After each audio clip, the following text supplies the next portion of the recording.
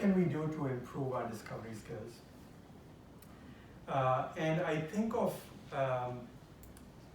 discovery in terms of 3 core skills or 3 core areas that we can improve on. And I call it the art of discovery because, like I said, it's not a technical skill. It's more of a people skill and a mindset. And I break it down into 3: art of listening, art of interviewing, and art of observing.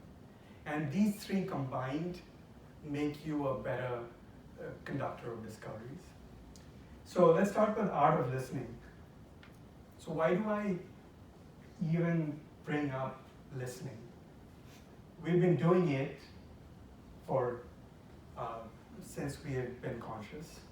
We listen all the time, or so we think. But we all know that we suffer from attention disorder. Right? Especially in sales. Especially in sales. We suffer from retention disorder.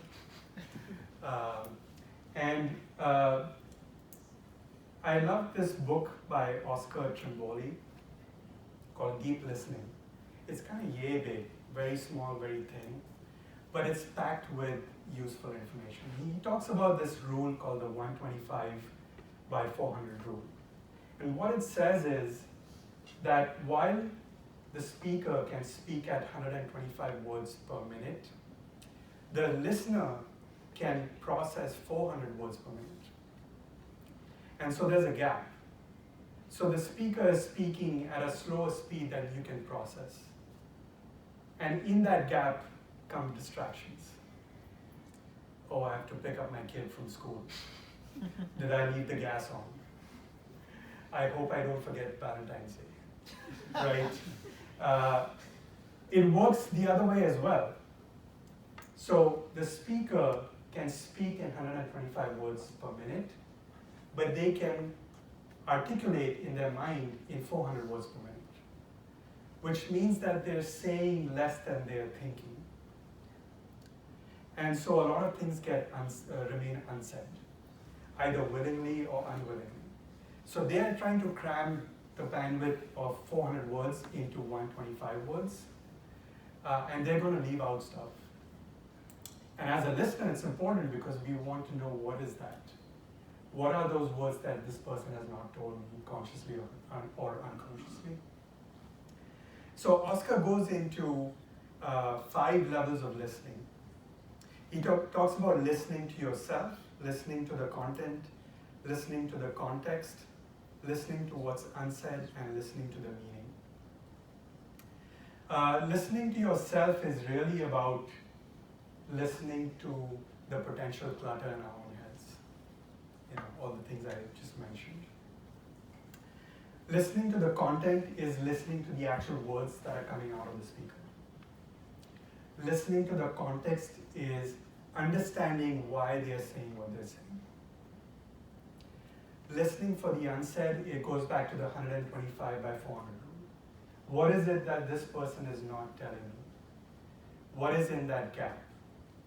Can I decipher that through their body language? Can I uncover that through their silence? And listening to the meaning is, what does this all mean? Whatever they've said or not said, what is the meaning of that? I've gone through this discovery. Does it mean that this prospect is interested in moving forward? Does it mean that the prospect has told me that they're interested, but they're just being polite?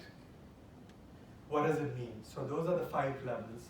So clearly it's out of the scope of this presentation to go into all 5 levels, but I'll touch upon some very, very simple, but very, very useful tricks for the level 1. And in my experience, that took me about 50% there already. So it's like exercising. Typically, when you're trying to lose weight, initially losing the first half of what you want to lose is pretty straightforward. And then it gets more and more difficult. It is the same with any skill. And so if we get to listening to yourself, then we're half the way there already. So I'll go over 4 tips. The first one is 10 minutes before getting into the meeting, turn off your cell phone. Now, see across the room, there are some who are probably old enough to remember CRT monitors. Raise your hand if you have. Okay.